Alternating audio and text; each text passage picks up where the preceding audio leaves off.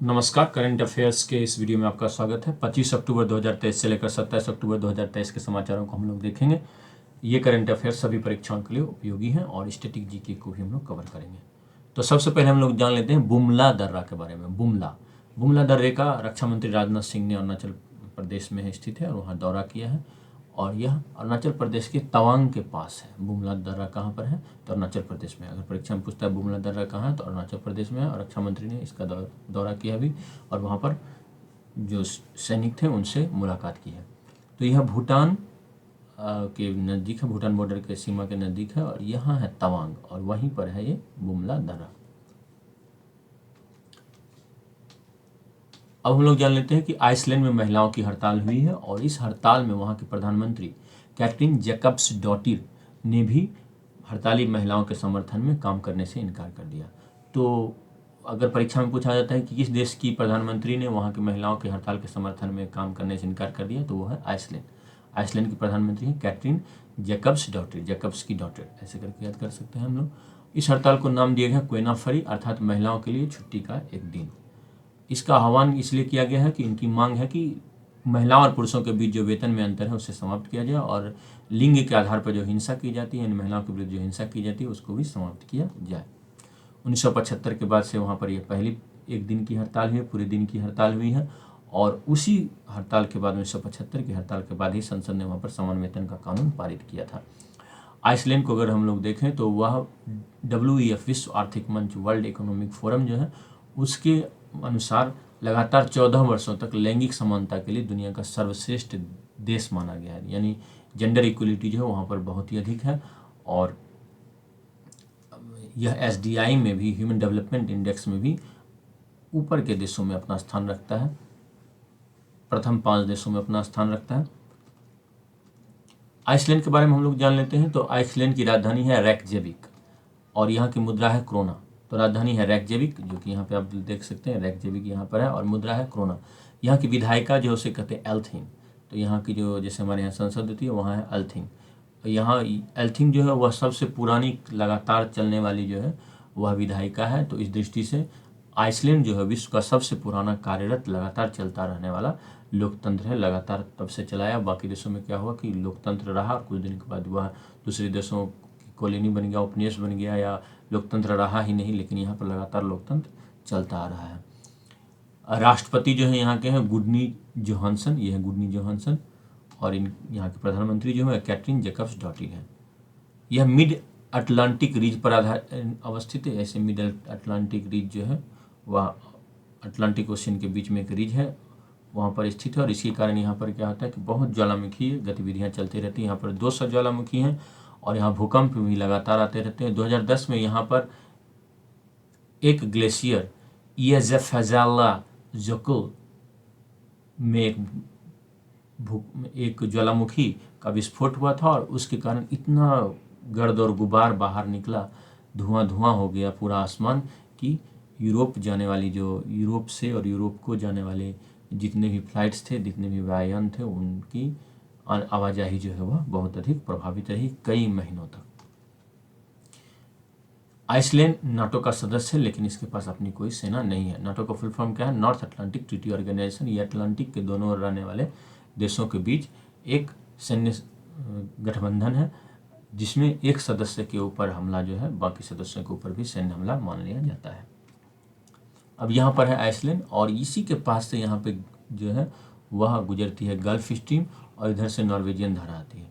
तो ये है आइसलैंड, इसकी एक तरफ यहाँ ग्रीनलैंड है और यहाँ है नॉर्वे। डेनमार्क का ग्रीनलैंड पर शासन चलता है और यहाँ पर एक फैरो आइलैंड है, उस पर भी डेनमार्क का शासन है। यहाँ पे इसके नज़दीक में यूनाइटेड किंगडम भी है जिससे लंबे समय तक इसका विवाद भी चला था सीमा को लेकर, जलीय सीमा को लेकर।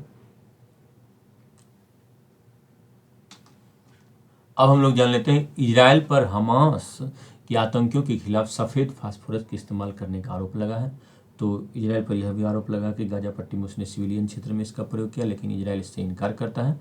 अब हम लोग सफ़ेद फास्फोरस के बारे में जाने तो फास्फोरस का जो प्रतीक चिन्ह है वह P है, सिंबल जो है P है और परमाणु संख्या यानी एटॉमिक नंबर जो है वह है 15। यह क्या है? यह अत्यधिक प्रतिक्रियाशील है, बहुत अधिक रिएक्टिव है, यानी बहुत जल्दी यह हवा में कैच कर लेता है, आग पकड़ लेता है। और जो सफ़ेद होता है वह सफ़ेद या पीला सफ़ेद दोनों कलर का होता है। यह वैक्सी होता है, मोम के जैसा होता है और बहुत जल्दी आग पकड़ लेता है। इसका सैन्य प्रयोग जो है वह अलाउड है यूएन के कन्वेंशन के हिसाब से भी। इसलिए इजराइल कहता है कि हमने किसी भी कन्वेंशन का उल्लंघन नहीं किया है। इसका प्रयोग सैन्य गोला बारूद में तो किया ही जाता है, लेकिन इसका सबसे ज़्यादा प्रयोग किया जाता है स्मोक स्क्रीन के रूप में, धुआं का पर्दा करने के लिए। यानी इतना धुआं निकलता है, वो धुआं लगभग 7 मिनट तक रहता है कि सैनिकों को अपने विपक्षी से, अपने प्रतिद्वंदी से, विरोधी से बचकर निकल भागने में सुविधा होती है। फास्फोरस के लगभग 22 आइसोटोप है। तो फास्फोरस के जो 22 आइसोटोप हैं वो कई तरह के हैं, लेकिन जो सबसे 2 महत्वपूर्ण आइसोटोप हैं वो सफ़ेद फास्फोरस और लाल फास्फोरस। जैसे हाइड्रोजन के 3 आइसोटोप हैं और कार्बन के भी आइसोटोप हैं, उसी तरह से फास्फोरस के भी आइसोटोप है। आइसोटोप का अर्थ हुआ कि जो एटॉमिक नंबर है वह सेम रहता है, लेकिन जो एटॉमिक मास है, परमाणु द्रव्यमान है, वो भिन्न हो जाता है। तो परमाणु संख्या एक ही रहती है, परमाणु द्रव्यमान जो है वह भिन्न हो जाता है, उन्हें आइसोटोप कहते हैं। तो 2 महत्वपूर्ण हैं जो प्रचलित हैं, वो है सफ़ेद फास्फोरस और लाल फास्फोरस। पीला फास्फोरस जो वो सफ़ेद फास्फोरस ही है, जब वह गंदा और पुराना हो जाता है तो पीला दिखने लगता है, तो उसे पीला फास्फोरस कहने लगते हैं लोग, लेकिन है वो सफ़ेद ही। सफ़ेद फास्फोरस के बारे में हम लोग पहले ही जान चुके हैं कि वह अत्यधिक प्रतिक्रियाशील होता है, बहुत जल्दी आग पकड़ लेता है। सफ़ेद फास्फोरस में जो अणु होते हैं वो टेट्राहेड्रल शेप में, ये टेट्राहेड्रल शेप है, इसमें देखते हैं 3 अणु जो है वो एक से जुड़े हुए रहते हैं, एक अणु से, तो यही है टेट्राहेड्रल शेप, इस शेप में वो जुड़े हुए रहते हैं। लाल फास्फोरस का उपयोग जो है माचिस की डिब्बी की रगड़ने वाली सतह पर किया जाता है। तो हम लोग माचिस पकड़ते हैं तो वो जो जिस पर माचिस की तीली रगड़ते हैं वह जो सतह होती है उस पर लाल फास्फोरस बन लगा रहता है, और माचिस की तीली में रहता है पोटेशियम क्लोराइड। जब दोनों को रगड़ा जाता है तो दोनों के रगड़ने से कुछ कुछ मात्रा में दोनों से एक बुरादा हल्का सा निकलता है, उससे एक मिश्रण बनता है, उसको कहते हैं आर्मस्ट्रॉन्ग्स मिक्सचर। तो यह आर्मस्ट्रॉन्ग का मिक्सचर जो है वह बनता है, और वह क्या होता है, वह तुरंत आग पकड़ लेता है हवा में ही, और इसी कारण फिर तीली में आग लग जाती है और तीली से हम लोग अच्छे कार्य कर सकते हैं। फास्फोरस के जो यौगिक होते हैं फॉस्फेट, उनका प्रयोग उर्वरकों के रूप में किया जाता है, उनका प्रयोग फर्टिलाइजर्स के रूप में किया जाता है। अब अगला समाचार जान लेते हैं हम लोग कि नई दिल्ली में इंडिया मोबाइल कांग्रेस का उद्घाटन किया गया है। तो यह 7वां संस्करण होगा। तो इंडिया मोबाइल कांग्रेस कहाँ किया जा रहा है आयोजित? नई दिल्ली में किया जा रहा है। अब हम लोग जान लेते हैं विश्व पोलियो दिवस के बारे में। तो 24 अक्टूबर को विश्व पोलियो दिवस मनाया जाता है। पोलियो को ही पोलियोमाइलाइटिस भी कहते हैं। पोलियो क्या है? एक बहुत ही संक्रामक इन्फेक्शस डिजीज है। यह वायरस के कारण होती है, और यह वायरस क्या करता है? तंत्रिका तंत्र पर हमला करता है, जिसके कारण कि जो कई सारे मरीज होते हैं उनको पक्षाघात आ जाता है, और फिर उनका शरीर का एक हिस्सा जो है काम नहीं कर पाता है। तो तंत्रिका तंत्र पर अटैक करता है, और जो वायरस है वह शरीर में जब पहुंचता है तो आंत में वृद्धि करता है। तो तंत्रिका तंत्र पर अटैक करता है और आंत में वृद्धि करता है, बहुत ही महत्वपूर्ण है परीक्षाओं के लिए। और वायरस होता है, यह भी महत्वपूर्ण है। यह शरीर में पहुंचता कैसे है? तो जो अगर दूषित पानी हो, मल के माध्यम से जो रोगी है उसका वायरस पानी में या भोजन तक पहुंच जाता है, और फिर वो गंदे पानी को, गंदे भोजन को खाने पीने से बस शरीर में पहुंच जाता है, और फिर यह बीमार हो जाता है व्यक्ति। यह आमतौर पर 5 वर्ष से कम उम्र के बच्चों को ही होता है। इसीलिए आप देखिएगा कि पोलियो वैक्सीन जो दिया जाता है वो 5 साल से छोटे बच्चों को ही दिया जाता है। इसका शुरुआती लक्षण वही है, बुखार, थकान, सिर दर्द, उल्टी, लेकिन आमतौर पर अधिकांश मरीजों में इसका कोई लक्षण नहीं दिखता है। पोलियो का जो वाइल्ड पोलियो वायरस है उसके 3 टाइप्स हैं, टाइप 1, टाइप 2 और टाइप 3। टाइप 2 और 3 का उन्मूलन कर दिया जा चुका है। टाइप 2 का उन्मूलन 1999 में हो गया है, और टाइप 3 का उन्मूलन 2020 में किया जा चुका है। टाइप 1 उसका उन्मूलन अभी केवल 2 देशों में नहीं हो पाया, पाकिस्तान और अफगानिस्तान में, और भारत में। इसी कारण पोलियो का टीका बच्चों को दिया जाता है, क्योंकि पाकिस्तान और अफगानिस्तान जो भारत के पड़ोसी देश हैं और वहाँ से लोग आते जाते रहते हैं, इसलिए संक्रमण के फैलने का खतरा बना हुआ रहता है। अब पोलियो टीके के आविष्कारकों के बारे में हम लोग देखें तो आमतौर पर हम लोग तो पढ़ते हैं कि जोनास साल्क ने पोलियो टीके का आविष्कार किया है, लेकिन जो पहले व्यक्ति हैं जिन्होंने कि पोलियो का टीका बनाया था वो थे हिलेरी कोपरोवस्की, लेकिन उनके टीके का वाइड स्प्रेड प्रयोग नहीं हो पाया था। उन्होंने जीवित लेकिन कमज़ोर वायरस का प्रयोग किया था, और जोनास साल्क ने जो किया था वह इनएक्टिव अक्रिय पोलियो वायरस का प्रयोग किया था। जोनास साल्क का जो टीका था वह सुई के माध्यम से दिया जाता था, और हिलेरी कोपरोवस्की ने अल्बर्ट सेबिन को वो वीकेंड वायरस लाइव और वीकेंड वायरस प्रदान किया था, और उसके बाद ही अल्बर्ट सेबिन ने ओपीवी यानी ओरल पोलियो वैक्सीन, मुख से लिया जा सकने वाला पोलियो वैक्सीन का इजाद किया था, का आविष्कार किया था। और उसके बाद जो है पोलियो का उन्मूलन करना बहुत ही आसान हो पाया। तो जो टीका वाला सुई वाला जो होता है पोलियो वैक्सीन, उसमें इनएक्टिव होता है पोलियो वायरस, और जो मुंह से लिया जाता है उसमें लाइव होता है। तो लाइव वाला जो है वह भी काम करता है और इनएक्टिव वाला दोनों काम करते हैं। दोनों शरीर में एंटीबॉडी उत्पन्न कर देते हैं और उसके बाद जो है शरीर से लड़ने में सक्षम हो जाता है। अब अगला समाचार हम लोग जान लेते हैं कि 8 पूर्व नौसेना अधिकारियों को कतर में मौत की सजा सुनाई गई है। लेकिन अब हम लोगों के लिए महत्वपूर्ण यह है कि कतर और भारत के बीच संबंधों को देखें तो यहाँ पर भारी मात्रा में जो भारतीय लोग हैं वो कार्य करने के लिए जाते हैं, वहाँ पर माइग्रेंट के रूप में रहते हैं वहाँ पर। और कतर भारत को एलएनजी आपूर्ति करता है और भारत का 48% एलएनजी लिक्विफाइड नेचुरल गैस जो है वह कतर से ही भारत को मिलता है। और कतर अन्य सभी देशों को, बाकी सभी देशों ही नहीं बल्कि जितने भी देशों को यह एलएनजी देता है उसका 15% भारत को ही देता है। तो कतर के लिए भी राजस्व मिलता है और भारत को भी बहुत फायदा मिलता है। ऊर्जा सुरक्षा की दृष्टि से कतर एक महत्वपूर्ण सहयोगी है, तो इसलिए कतर के साथ हमारे संबंधों को अच्छा रखना जरूरी है। अब यहाँ की मुद्रा जो है वह रियाल है और फीफा का वर्ल्ड कप 2022 में यहाँ पर फीफा वर्ल्ड कप का आयोजन हुआ था। साथ ही साथ कतर जो है वह एक कॉन्स्टिट्यूशनल मोनार्की है एक तरह का समझिए, लेकिन जो राजा होते हैं वही सर्वस्व हैं।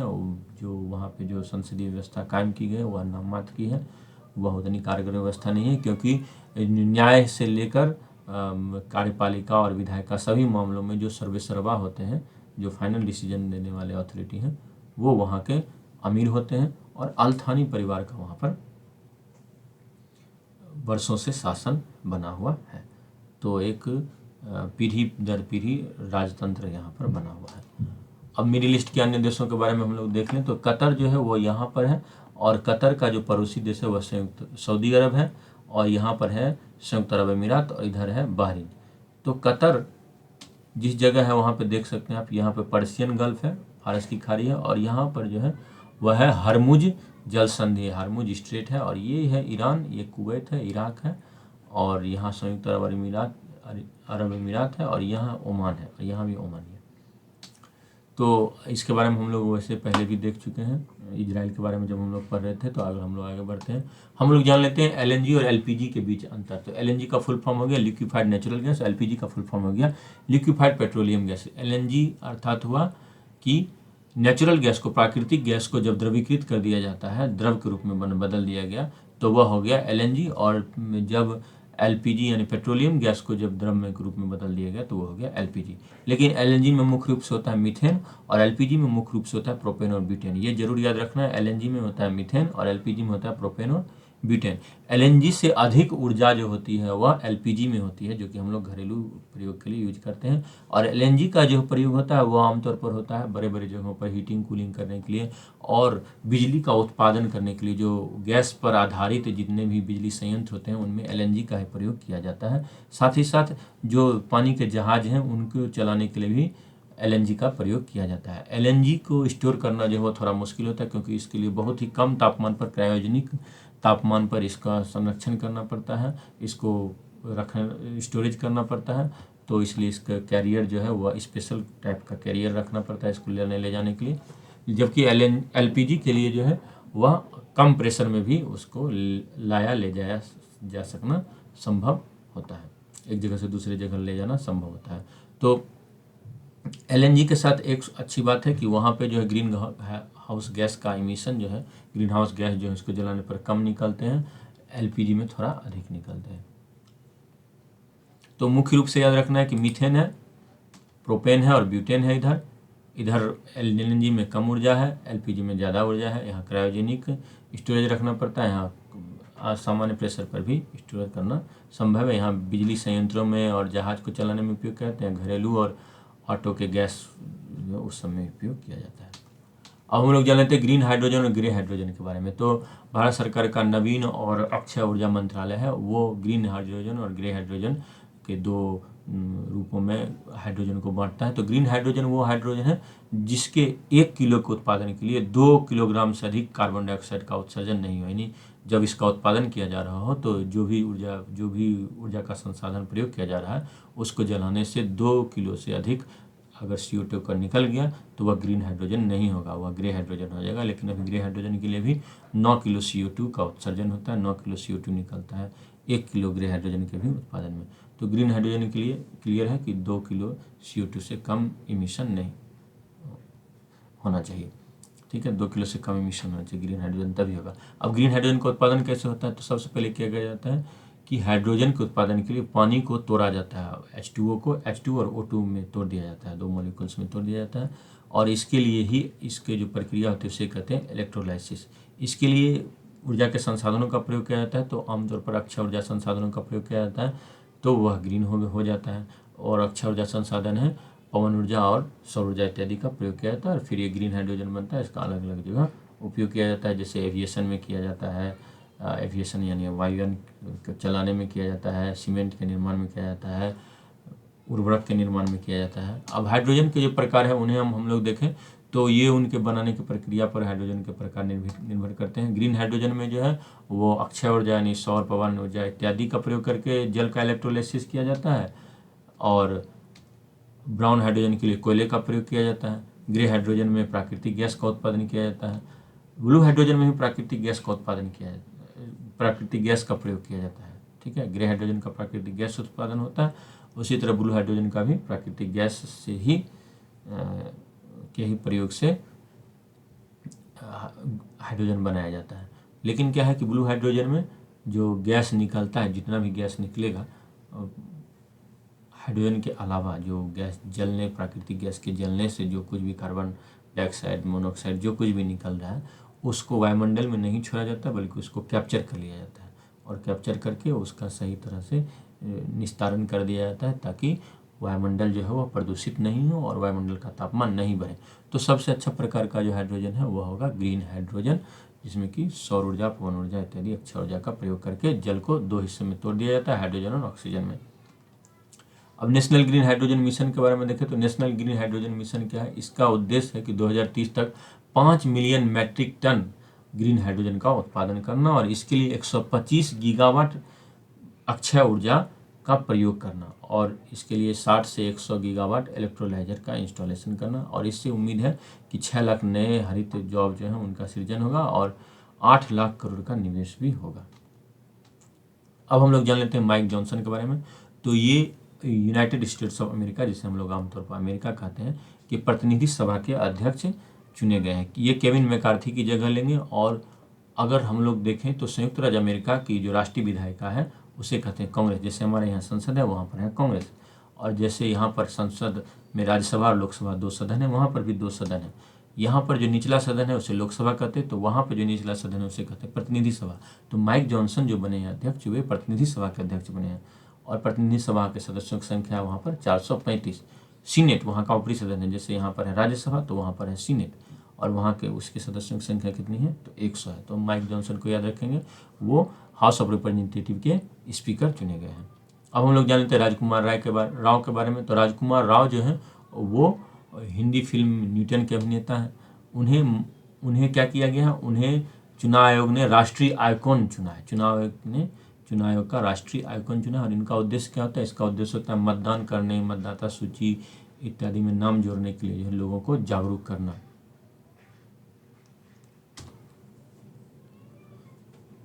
तो इनको इसलिए चुना गया है कि न्यूटन मूवी अगर आप लोगों ने देखी होगी तो न्यूटन मूवी में देखिए इनके हाथ में क्या है? इनके हाथ में ये देखिए, ये इनके हाथ में एक है ईवीएम मशीन है, और ये देखिए ये जो है वो बुलेट प्रूफ जैकेट पहने हुए। तो ये एक ऐसे सरकारी कर्मी का रोल निभा रहे हैं जो कि नक्सल प्रभावित क्षेत्र में जाता है और चुनाव कराता है, और उसकी जो चुनौतियाँ होती हैं वही इसमें दर्शाई गई। देखते हैं यहाँ पे लोगों के हाथों में भी देख रहे हैं आप कि ये मतदाताओं के उंगलियों पर जो निशान लगाए जाते हैं इलेक्शन इंक, वो भी दिख रहा होगा आपको। तो इसलिए इनको चुना गया है, राष्ट्रीय आइकॉन चुना गया है। अब अभी तक 5 आइकॉन हो गए हैं चुनाव आयोग के। 5 आइकॉन में एक तो MS धोनी है, क्रिकेटर है, आमिर खान है, डॉक्टर नीरू कुमार है, सोशल एक्टिविस्ट हैं, जसबीर जस्सी हैं, राजकुमार राय हैं। तो 5 लोग हो गए हैं, MS धोनी, आमिर खान, डॉक्टर नीरू कुमार, जसबीर जस्सी और राजकुमार राय।